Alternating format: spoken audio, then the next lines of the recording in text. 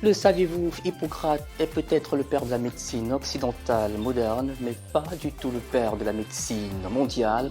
Bref, c'est avec tact, contre toute attente et preuve historique à l'appui qu'il a démonté tous les mensonges et les pseudo-paternités de la médecine à l'Occident. Il s'agit du docteur Naguib Riyad qui a démontré avec maestria les origines africaines de la médecine. C'était lors du colloque international sur l'histoire de la médecine en septembre 1968 à Sienne, en Italie, où il a par exemple rappelé que les anciens Égyptiens sont les premiers à mettre au point la pharmacie avec des tests de grossesse et de fertilité féminine, y compris la détermination exacte des posologies et des voies d'administration des substances, entre autres trouvailles.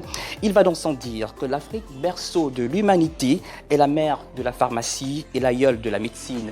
Seulement des années-lumière après, l'Afrique est malheureusement passée de médecins traitants du monde à patients agonisants à la merci des Big Pharma. Toutefois, l'espoir d'un sursaut africain est permis. L'actualité aidant avec la pandémie du Covid-19, un nouveau jour semble se lever avec les éclaircies qui nous viennent de Madagascar et du Cameroun, avec des traitements, nous dit-on, préventifs et curatifs contre le coronavirus. Ça fait en tout cas grand bruit à travers la planète. Organic, COVID Organic by Madagascar, Stop Coronavirus Syrup by Charles Hobson, Cameroun, and la potion Clida, Cameroun. Question, l'Afrique est-elle devenue le nouveau médecin du monde? Comment sortir des diktats des Big Pharma, de l'OMS et de leurs syndics aux ordres sur le continent? Une autosuffisance du médicament est-elle possible en Afrique? Nous voyons tout cela avec 3 dignes fils du continent qui excellent dans la recherche des solutions de santé made in Africa for Africans and for the world. Merci et bienvenue sur LPA Télévision, c'est le sursaut africain qui démarre. So, don't move an inch for more and the best is after this.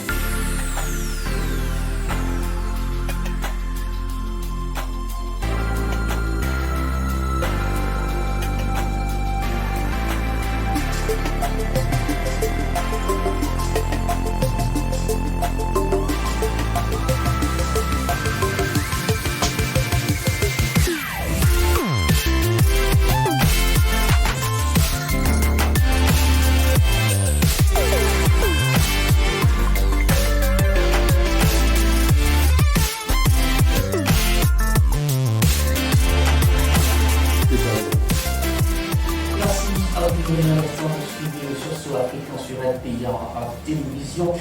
Thème directeur, l'Afrique est-elle devenue le nouveau médecin du monde? Dr. Charles Hobson, welcome to the program. Thank you very much. It's a pleasure to be here. Now, can you please tell us more about your gel cap, your Yes. gel cap, and your syrup as far as coronavirus is concerned? But first things first, Dr. Charles Hobson, can you please tell the audience the brain behind Charles Hobson?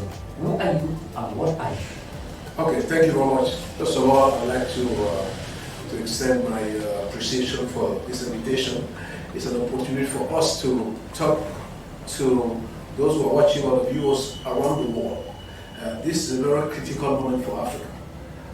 For the first time maybe in recent history, Africa is showing the world that we have solution for pandemic, we have solution for any kind of disease. We have solution here. Why? Because we are using a different kind of medicine. The medicine that was created by God. That's natural. When you compare it to what is used in the Western world. We should be coming to that, Dr. We'll come into that. I want to kind of you, for you who are watching for the first time, who is Charles Hobson? Charles Hobson is an automolecular doctor. I was trained in the US. I was blessed to be trained by Dr. Linus Pauling, who is a double Nobel Prize winner. I am a naturopathic doctor and also an automolecular medical doctor.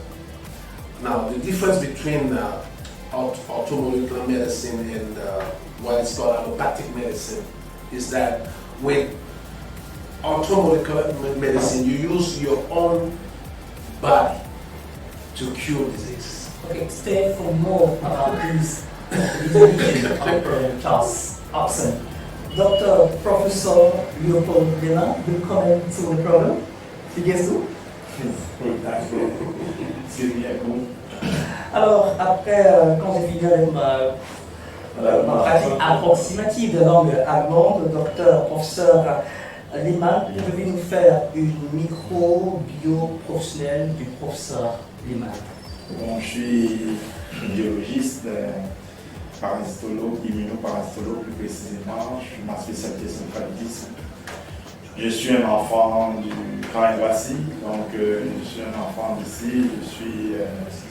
J'ai fait mes études à Douala, comme tout enfant de Douala. Après, je suis allé en Guayaquil à l'université de Yaoundé, quand il y avait une seule université. Après, je me suis retrouvé dans la recherche sur le paludisme depuis 1992. J'ai fait mon chemin en Allemagne, au Gabon. J'ai dirigé un laboratoire de recherche dans les années 1994, très lointaine. Et bon, je suis rentré au Cameroun en 1998. Je suis enseignant depuis une vingtaine d'années à l'université. Dr. Emile Toucan, welcome to the program. Thank you. Alors, Dr. Emile Toucan, dites-nous brièvement qui est le Dr. Emile Toucan, professionnellement parlant. Et en passant, comment se porte la médecine tous? C'est moi qui allais dire qui suis-je. C'est pas moi qui leur dit qui suis-je. Vous devez faire des investigations pour savoir qui suis-je. Bref, Dr. Emile Toucan, psychonaturosexologue, des diplômes obtenus uniquement dans la connaissance innée, dans les connaissances livresques, dans les connaissances empiriques et dans les connaissances de l'observation. La médecine naturelle aujourd'hui, comme vous le dites, c'est la médecine africaine qui va guérir le monde de demain. Alors, comment est-ce que la médecine se porte? Est-elle dans sa phase érectile ou elle est au repos? Donc pour le moment, disons qu'elle a toujours été une... Vous dites, vous avez dit quoi? Oui, disons qu'elle a toujours été dans la phase érectile et elle restera toujours dans la phase érectile et il ira même au-delà. C'est tout le mal qu'on souhaite à la médecine de tous en Afrique. Background des invités dévoilés, place à présent au débat. Professeur Léman, est-ce que vous partagez l'optimisme des fils et filles du continent qui célèbrent les prouesses de la pharmacopée africaine dans la lutte contre le Covid-19, Covid organique à Madagascar et sirop anti-coronavirus par Charles Hobson, Cameroun, et dans quelques jours, la potion s'arrêtera? Oui, en fait, je n'ai jamais douté de la pertinence de cette médecine naturelle parce que ceux qui doutent, en fait, sont ceux qui ne connaissent pas l'Afrique. L'Afrique est ce continent où les richesses sont immenses et nous avons des richesses que beaucoup ignorent et le plus grave c'est que nous-mêmes nous les ignorons. Et que ce soit pour ce cas d'une pandémie ou pour tout autre secteur vital, par exemple l'habitat ou je sais pas, bref, toute notre vie, les solutions ici en Afrique sont les solutions idoines, c'est les meilleures. Et ne pas le savoir est justement ce qui pourrait faire douter de la capacité des Africains à trouver des solutions pour une pandémie comme celle-ci en Afrique. Et dès le début de la pandémie, nous avons eu le privilège d'être invités chez certains de vos confrères et nous avons martelé que les solutions devraient être endogènes et heureusement c'est ce qui se révèle maintenant.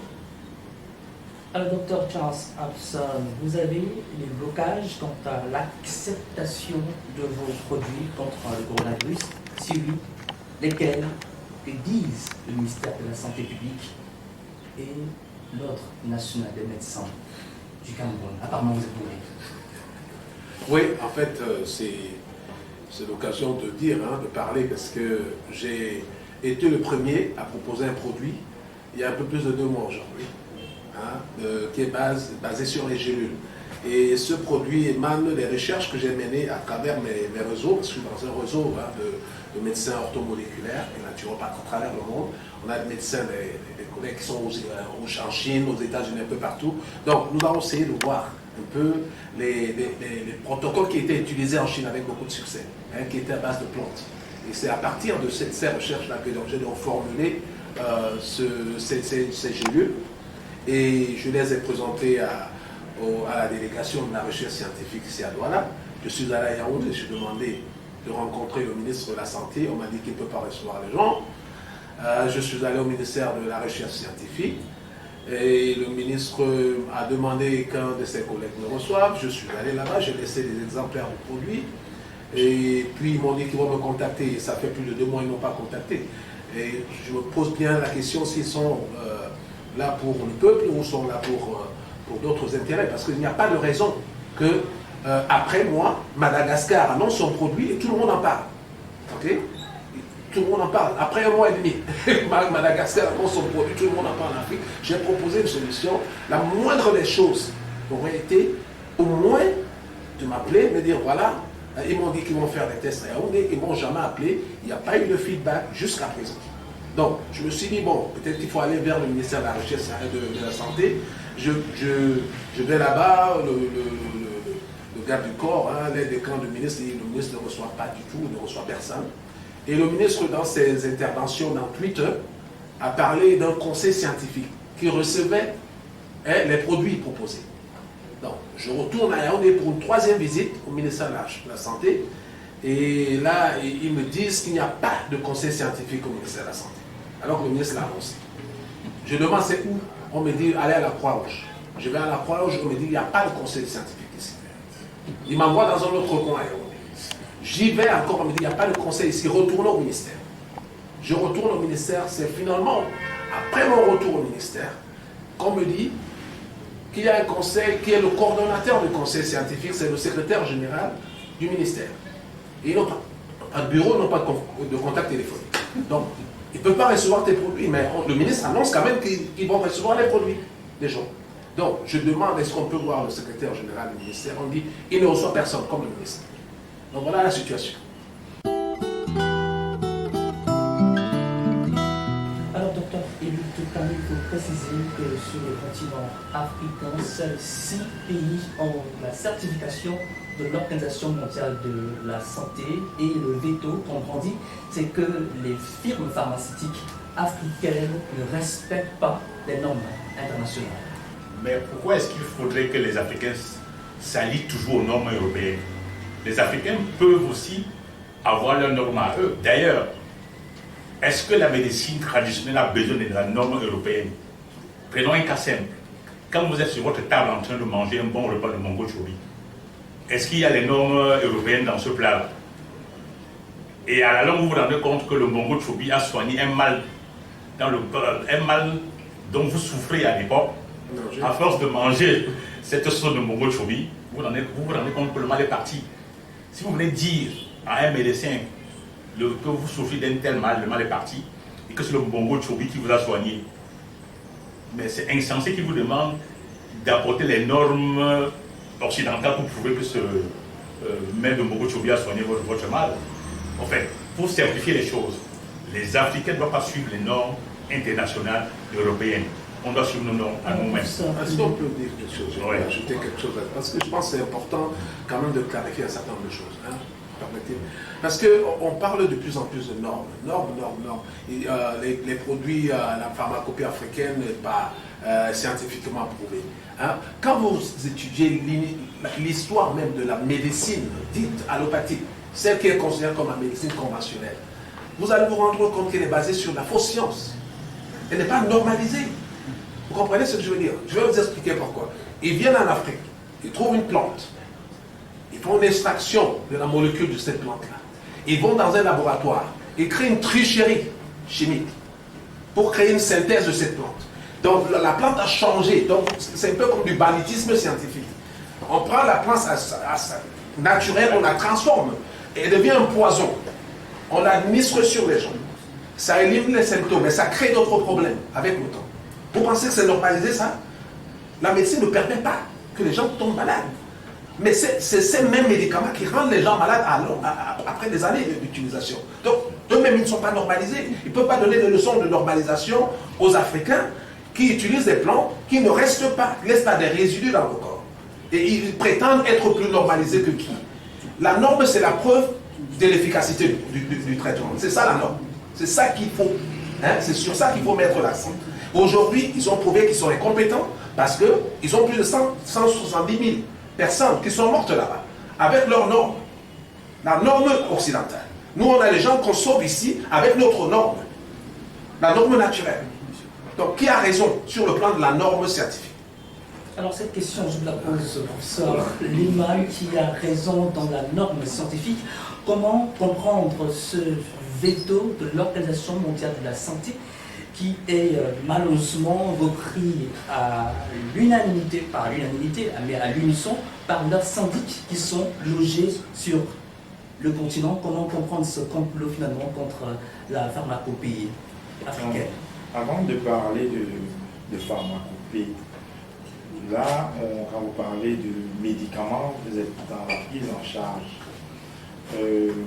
Quand vous parlez de normes en biologie, il y a déjà des bases. Et ici au Cameroun, il y a des études bien connues. Le professeur Jean Gauguin, je ne sais pas si vous connaissez, c'est une des plus grandes biochimistes camerounaises reconnues dans le monde entier.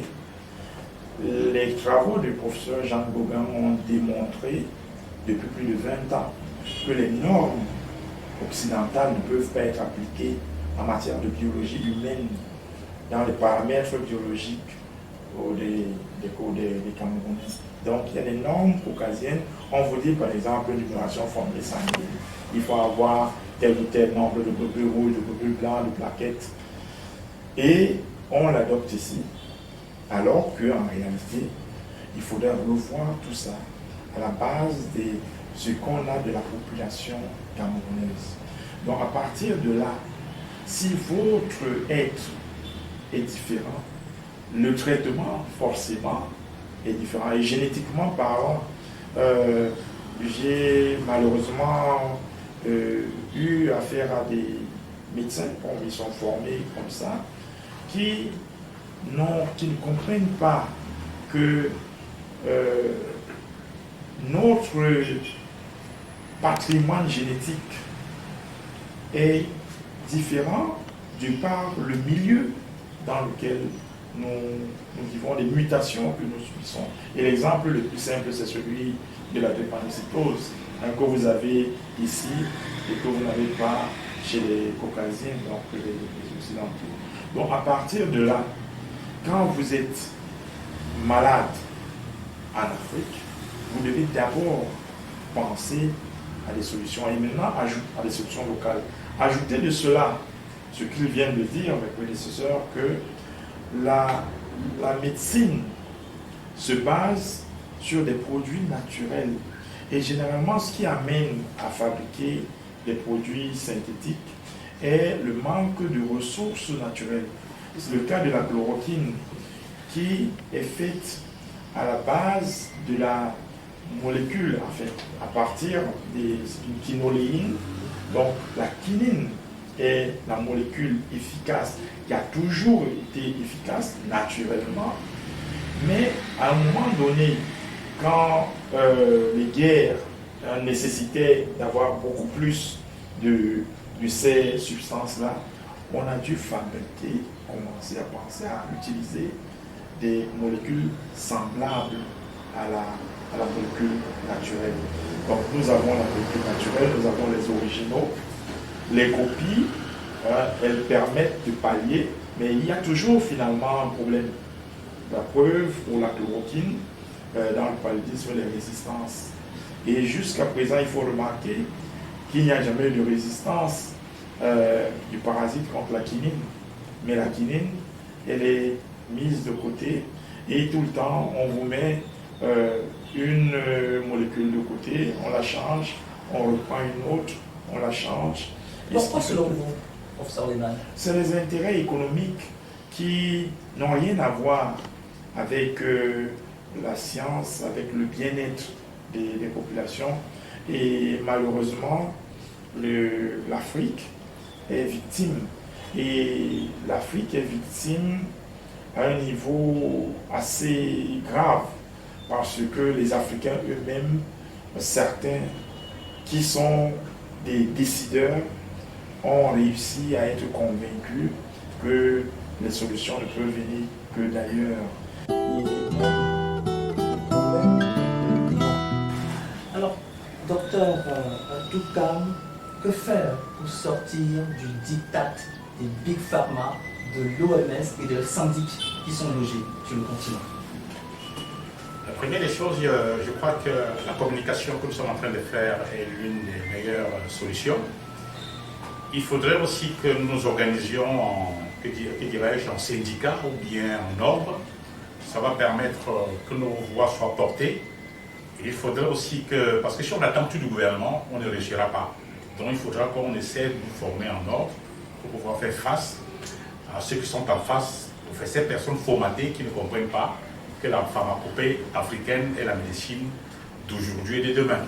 Donc, à mon avis, je crois qu'avec les docteurs Oufson, docteur Lehmann, mais avec les autres, on va former un noyau fort pour faire entendre la médecine de la pharmacopée camerounaise, pourquoi pas beaucoup plus africaine. Alors, je reviendrai à vous, docteur Hobson, mais je reviens vers vous, professeur Lehmann. Alors, comment, je vais utiliser le mot, décontaminer l'esprit de la majeure partie des chercheurs africains, des grands médecins, entre guillemets, qui continuent d'opérer comme des scrub nurses dans une operating room?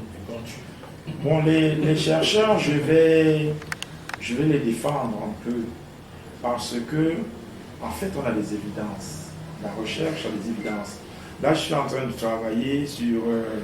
Donc, comment décontaminer l'esprit de ces chercheurs africains qui sont aux ordres des officines pharmaceutiques étrangères? Oui, je dis bien, je commence par les chercheurs en général. Ceux qui ne sont pas aux ordres sont les plus nombreux. Donc, il n'y a qu'une poignée de personnes, malheureusement, qui sont souvent dans des positions d'influence. Et puis, vous savez que les politiques ne sont pas forcément les techniciens. Donc, quand on parle de recherche, il faut bien voir qui est technicien dans la recherche et qui décide en dernier lieu, qui met les financements dans la recherche. Donc, quand vous parlez de décontaminer, effectivement, on devrait décontaminer le décideur politique. Mais les chercheurs, et c'est une évidence qu'il faudrait présenter. Au Cameroun, je reprends l'exemple que je prends souvent pour le paludisme. Il y a plus de 217 plantes médicinales répertoriées, connues, dont on a testé l'efficacité in vivo, donc sur les animaux ou sur les hommes, in vitro, donc sur le parasite, qui sont connus anti-paludéennes. Mais ça bloque au niveau de la mise sur le marché d'un médicament à partir de nos plantes. Donc vous allez trouver des naturopathes qui soignent, qui ont des substances efficaces que la médecine moderne ne soignera pas parce que certaines maladies chroniques sont liées à nos aptitudes ou notre statut génétique. Et cette pandémie de Covid, j'espère, va amener les Camerounais, pas seulement les Camerounais, les Africains et ceux qui sont hors d'Afrique, à revoir ce que nous perdons ici comme richesse et qui pourrait servir à tout le monde. Alors, docteur Hobson, le docteur Toukam l'a mentionné dans son argumentaire, il faut peut-être se regrouper en syndic ou en syndicat pour former une puissance ou un contrepoids à ces officines de Big Pharma sur le continent. Mais y a-t-il pas urgence de la mise sur pied des laboratoires purement africains? Tout à fait. En fait, c'est ça fait partie des solutions. Hein. La première chose, c'est de s'organiser. Vous savez, les ordres qu'on a là, les médecins et tout, sont des ordres qui ont été établis pas par nos institutions, hein. Ça vient d'ailleurs. Okay? C'est l'OMS dans son organisation. Okay? Parce que d'abord, il faut comprendre l'histoire de l'OMS. L'OMS a été créée en 1948, hein, je l'ai mentionné tout à l'heure, le 6 avril 1948, avec pour objectif principal de rendre les médecines naturelles caduques et illégales. C'est pour ça qu'on a créé l'OMS. On a créé l'OMS pour que tous ceux qui pratiquent les médecines naturelles ne puissent plus les pratiquer. Que ces médecines soient démodées. Et que ceux qui veulent les pratiquer, qu'on les mette en tôle, en prison. C'est ça l'OMS. Donc, quand l'OMS parle de scientifiquement prouvé ou scientifiquement non prouvé, vous pensez que l'OMS va valider votre recherche? Non. Et c'est de bonne guerre. Parce que l'OMS est financé par qui? L'OMS est financé par les firmes pharmaceutiques qui veulent contrôler la propriété intellectuelle des molécules. Donc, ils ne peuvent pas être en train de promouvoir les molécules naturelles parce qu'ils ne peuvent pas contrôler ça. Donc, ils sont organisés sur le plan national, sur le plan international. Nous avons intérêt ici parce que nous sommes là pour défendre l'intérêt de notre pays. Nous sommes là pour défendre nos valeurs ici, de nous organiser ici. Et j'encourage d'autres pays et d'autres naturopathes à travers l'Afrique pour qu'ils puissent s'organiser de la même façon. Pourquoi pas on peut créer une organisation africaine de la santé? On n'a pas besoin de l'OMS. D'ailleurs, moi je dis aux Occidentaux qui nous regardent, parce qu'eux aussi ne sont pas bêtes, ils savent que leur médecine a des limites, a déjà prouvé ses limites. Parce que quand vous avez 170 000 morts en 3 mois, alors qu'en Afrique, vous avez prévu des millions de personnes et vous n'avez pas autant de morts en Afrique, venez en Afrique pour vous faire soigner. Venez en Afrique. C'est l'Afrique qui va vous soigner demain. Hein? Vos politiciens qui vous racontent des histoires là-bas, ils vous mentent. Okay? Vous devez venir en Afrique, nous aider à vous soigner, parce que nous sommes là pour soigner tout le monde entier. Ne faites pas d'exception. Okay? Donc il est question ici, justement, d'organiser des laboratoires. Mais avant cela, comme le docteur Eman disait, il faut également que les pouvoirs publics mettent le pied sur l'étrier. Parce que partout dans le monde, la Chine aujourd'hui, il n'y a pas de vaccin. La Chine a maîtrisé la pandémie. Pourquoi la Chine a maîtrisé la pandémie là-bas? Ils ont utilisé leur médecine, la médecine chinoise. Il n'y a pas de vaccin, à que je sache. Comment ils ont fait? Comment ils ont fait pour maîtriser? C'est la médecine chinoise. On peut faire la même chose ici. Et ça ne doit pas seulement se limiter à cette pandémie, parce qu'il y en aura. Moi, je travaille sur Ebola, sur le sida et puis bien d'autres pandémies. Et je sais que d'ici 2 ou 3 ans, on peut avoir encore une autre pandémie. Il est question qu'on s'organise et qu'on puisse contrôler les pandémies, non seulement pour les Africains, mais pour le monde entier. L'Afrique, médecin du monde. Venons-en à cette autre actualité. Nous avons, il y a quelques semaines, donné la parole à un journaliste d'investigation africain. Il est le fondateur de African Finder. Lui, c'est Denis Kwebo qui est revenu sur les goulots d'étranglement de la pharmacopée africaine. Je vous le disais tantôt, votre web TV était à sa rencontre. Denis Kwebo, journaliste d'investigation qui avait mené une enquête sur l'industrie pharmaceutique et le rôle des multinationales. Il dévoile quelques blocus dans cet élément à suivre.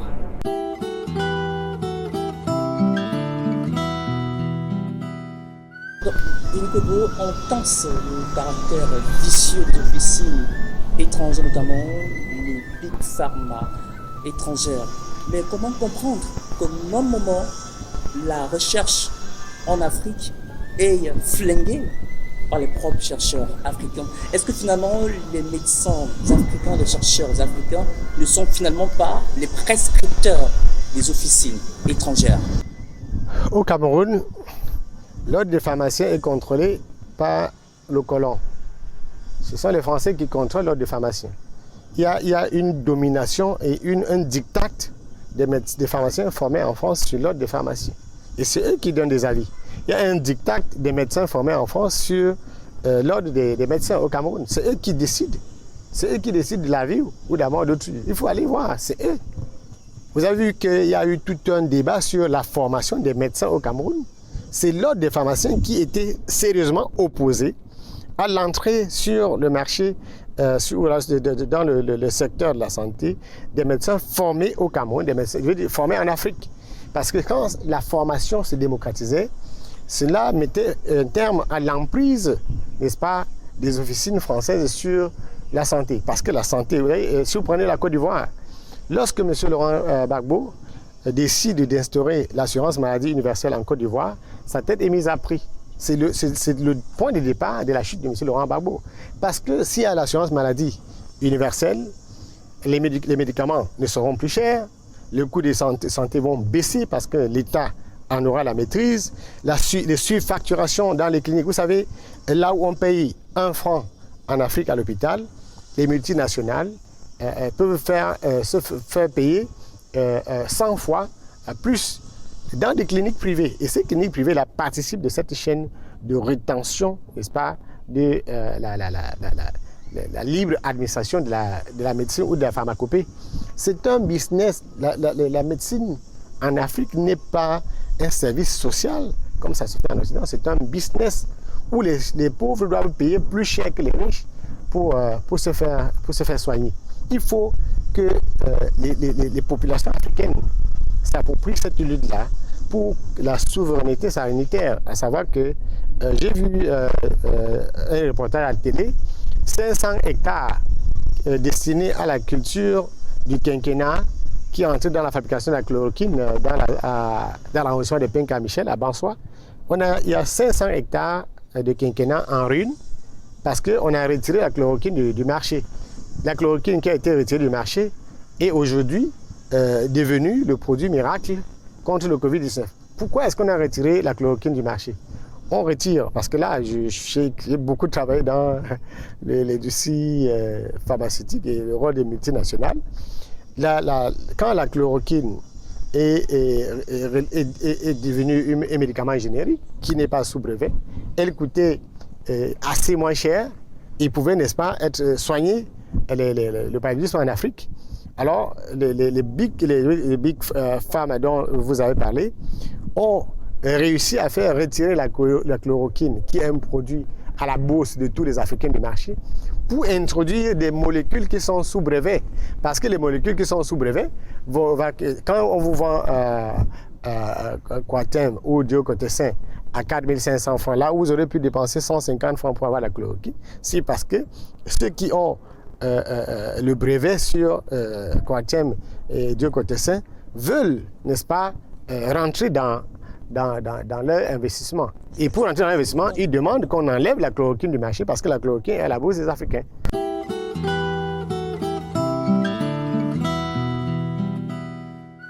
C'était Denis Kwebo, journaliste d'investigation africain, qui accordait une interview exclusive à LPA Télévision lors d'une émission précédente qui était spéciale cobaye. L'Afrique est-elle devenue le cobaye des Big Pharma?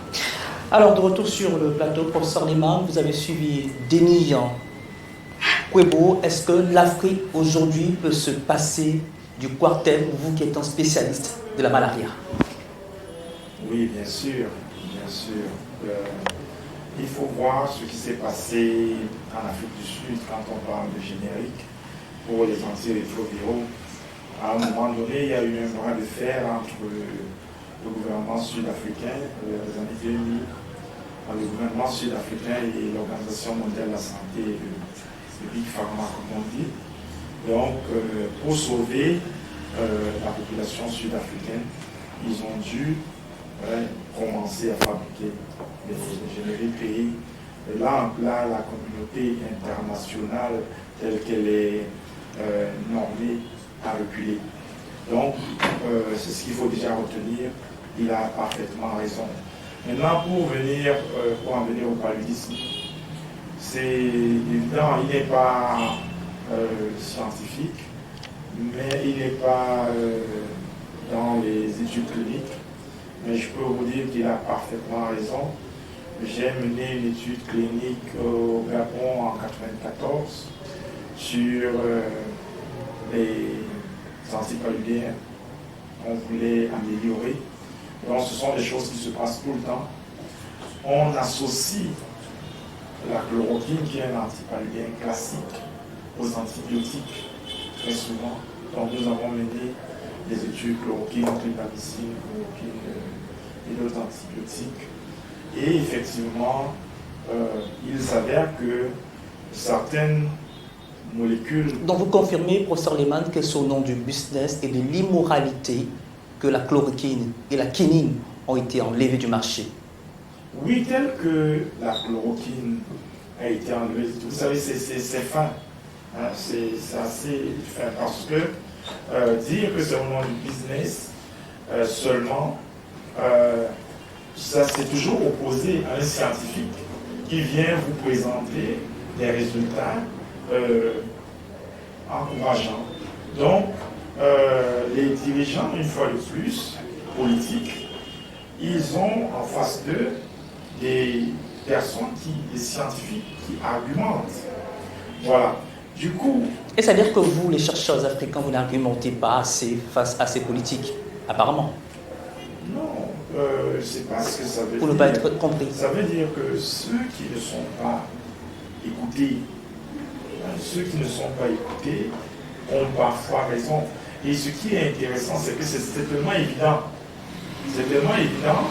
Et ce qui nous sauve, en fait, ce qui a sauvé l'Afrique, c'est que, comme pour le Covid-19, il faut bien remarquer que quand il y a une situation de maladie, on n'écoute pas.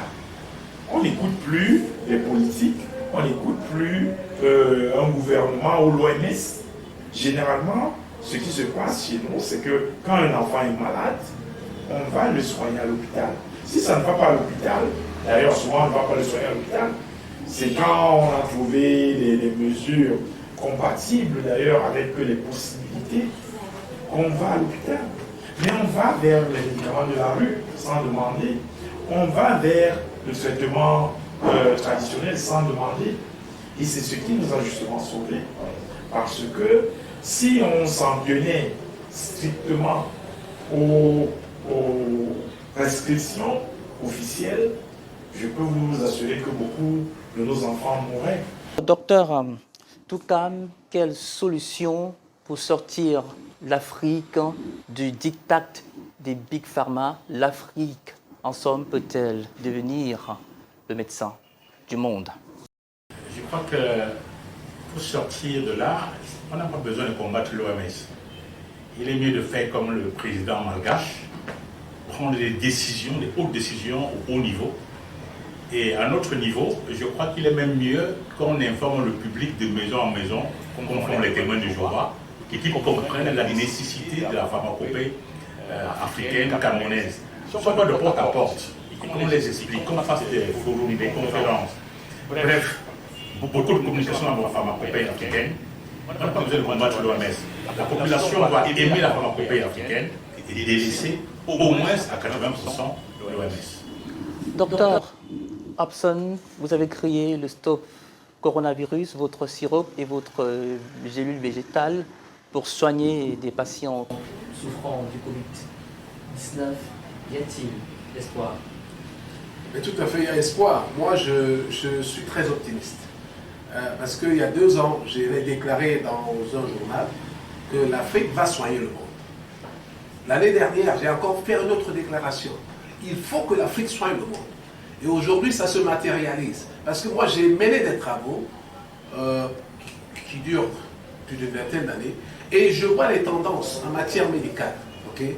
On a 2 grandes tendances. Vous voyez les 2 grandes écoles de médecine. Il y a l'école de la médecine dite allopathique, la médecine occidentale, qu'on appelle conventionnelle, et l'autre médecine qui est la médecine orthomoléculaire, c'est-à-dire qui se base sur les plantes et tout ce qui est naturel. Hein? Aujourd'hui, les études qui ont été menées pendant plus d'une trentaine d'années nous ont démontré que la médecine allopathique, c'est une médecine qui a prouvé qu'elle a des limites. Ce n'est pas la médecine de la longévité. C'est-à-dire que si vous voulez vivre longtemps, il faut adopter la médecine naturelle. Si vous avez un accident, là tout de suite, là, ok, les gens se blessent, il y a une urgence, on va à l'hôpital, le travail de la médecine allopathique va être le plus utile possible. Une fois qu'on va au-delà de cela, on n'a plus besoin de cela. D'ailleurs, je déconseille aux gens d'aller dans les hôpitaux. Okay? Parce que vous allez dans les hôpitaux pour attraper les virus, les pathogènes, ainsi de suite. Il vaut mieux trouver la solution naturelle. Parce que la solution naturelle permet au corps de devenir la plus grande pharmacie au monde. Et c'est le corps seul qui vous permettra de vivre longtemps. Donc il faut qu'on sensibilise les gens, qu'ils le comprennent, hein, que la solution, c'est notre corps. C'est notre corps qui peut soigner toutes les maladies. Est-ce que vous pouvez diagnostiquer avec exactitude un patient atteint de Covid-19? Bon, est-ce qu'on peut diagnostiquer? D'abord, je dois vous préciser que la médecine allopathique n'a pas de monopole du diagnostic. Voilà, un biologiste, il n'est pas médecin. Okay? Ils utilisent des outils qui sont mis à leur disposition. Ça veut dire que je peux adopter les mêmes outils. Okay? Ils n'ont pas ce monopole. Parce que les gens confondent souvent. Ils pensent que quand on est médecin, on est forcément un biotechnologiste. Non, ce n'est pas la même chose. Okay? Un médecin allait à l'école pour étudier. Hein? Il fait ses études, ensuite il apprend à faire le diagnostic, peut-être, hein, il se réfère toujours aux outils. Les outils sont à la disposition de tout le monde. Ça veut dire que quoi? Moi, j'ai les outils que j'utilise. C'est vrai que j'ai fait de la médecine orthomoléculaire, on utilise les mêmes outils que la médecine. Okay? Mais les naturopathes peuvent utiliser les outils qui sont disponibles. Hein? Les mêmes outils de diagnostic. Le plus important ici, c'est l'efficacité. Et prouver aux gens qu'on ne doit pas être là pour avoir une médecine qui est là pour créer les maladies. Il faut plutôt une médecine qui est là pour promouvoir la santé et la longévité. Donc vous demandez au ministère de la Santé publique, via les hôpitaux, de vous référer toutes les personnes qui sont testées. Tout à fait. Moi, j'ai soigné des gens qui sont sortis des hôpitaux de référence ici, l'hôpital général, les gens qui ont le cancer. On a utilisé tous les protocoles prescrits. Ils n'ont pas pu sauver la vie de ces gens-là. Je les ai guéris. Donc, je n'ai rien à envier aux institutions de référence au Cameroun. Parce que j'ai fait mes preuves ici au Cameroun. Alors je vais clôturer avec vous, professeur Lehmann, en 30 secondes. J'ai constaté, je vais le dire, que vous faites un peu trop dans la figure de rhétorique, c'est-à-dire que vous faites dans la langue de Boa. Dites-moi, quel est votre coup de gueule à sortir de cette émission? Je vais vous décevoir parce que je ne vais pas faire de coup de gueule, je vais parler de complémentarité. Pour le Covid-19, par exemple, j'ai proposé qu'on mène une enquête simple. Ceux qui se traitent, ceux qui sont pris en charge, qu'on mette une enquête sur l'automédication qu'ils prennent. Comme ça, on verrait très rapidement ce qu'ils prennent parallèlement au traitement. Et on pourrait améliorer les protocoles. Et ce qui est à faire, c'est aller vers la complémentarité. Ça veut dire qu'on ne peut pas rester 50 ans à dire que cette médecine elle est bonne, mais il n'y a pas de dose, il n'y a pas si. Il faut justement maintenant qu'il y a des commissions de médicaments traditionnels améliorés, il y a les pharmacies, il y a les facultés de médecine et de pharmacie. Maintenant, nous allons d'ailleurs inexorablement vers une complémentarité. Et tout ce qu'on réclame, c'est qu'on prenne en compte ce que nous avons comme richesse. Et dès que les résultats, qui seront d'ailleurs très rapidement palpables, seront vus, il n'y aura plus de polémique. Merci. En tout cas, madame, monsieur, c'était le sursaut africain sur LPA Télévision comme invité, le professeur Léopold Lehmann, il est biologiste. Merci à vous d'avoir accepté notre invitation. Merci également à vous, docteur Émile Toukan, vous êtes naturopathe et spécialiste de la médecine douce. Merci à vous d'avoir accepté notre invitation. Merci. Et merci à vous, professeur Charles Hobson. Thank you for coming, and we hope to have you next time when we meet. It's my pleasure. It was a great opportunity for me to speak to the viewers who are watching us around the world. This is a very historic moment for Africa, and Africa is ready to be the doctor of the whole world. Drink and shut up, c'est le slogan du Covid-19. Merci à vous d'avoir regardé. Les programmes se poursuivent, c'est LPA Télévision. À très bientôt.